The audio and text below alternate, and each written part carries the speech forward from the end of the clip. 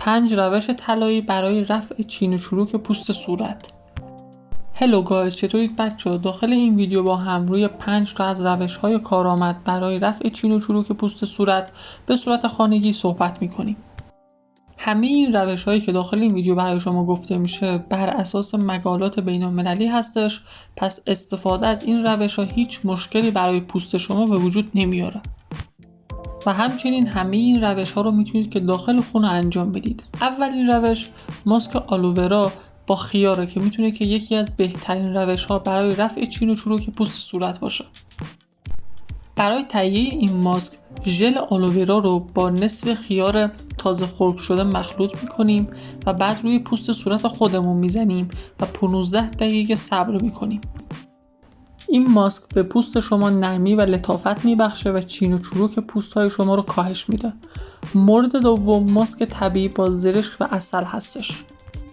توی این روش ما زرشک رو با عسل، 1 قاشق عسل مخلوط میکنیم و سپس روی صورتمون میمالیم و 20 دقیقه صبر میکنیم و سپس هم با آب گرم صورتمون رو تمیز میکنیم و این ماسک میتونه که باعث شاداب شدن پوست ما بشه و همچنین چین و چروکش رو به شدت کاهش میده. ماسک و روش سوم ماسک ژله‌ای پرتقال با عسل هستش که ما 1 قاشق عسل رو با کمی پرتقال خرد شده مخلوط میکنیم که حالت خمیری به خودش بگیره. بعد روی پوست صورت خودمون میمالیم و بعد از اون 20 دقیقه صبر میکنیم و سپس صورتمون رو هم با آب گرم تمیز میکنیم. این کار باعث میشه که چین و چروک های صورتمون کامل رفع بشه و تبدیل بشه به یک پوست کاملا لطیف و نرم. روش سوم ماسک طبیعی آووکادو با روغن زیتون هستش که ما آووکادو رو با روغن زیتون مخلوط میکنیم. سعی میکنیم که آووکادو حالت خمیری به خودش بگیره و بعد از اینکه این دوتا رو با هم خمیر کردیم، مخلوط کردیم، روی صورت خودمون میزنیم و 20 دقیقه صبر میکنیم. بعد از اون هم حتما پوستمون رو باید تمیز بکنیم با آب گرم و این ماسک باعث تغذیه و نرمی پوست میشه و به رفع چین و چروک پوست ما کمک میکنه.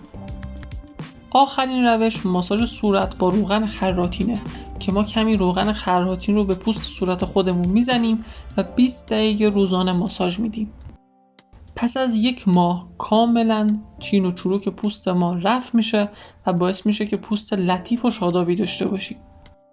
داخل ویدیو برای شما 5 تا روش آموزش داده شد که چطور بتونیم که ماسک صورت بسازیم که چین و چروک صورت ما کاملا برطرف بشه. حتما از این روش ها داخل خونتون استفاده بکنید. اگر که نظری داشتین برام کامنت بکنید و اگر که تا الان کانال من رو ساب نکردی حتما ساب بکن و ویدیوهام رو هم تا آخر نگاه کن.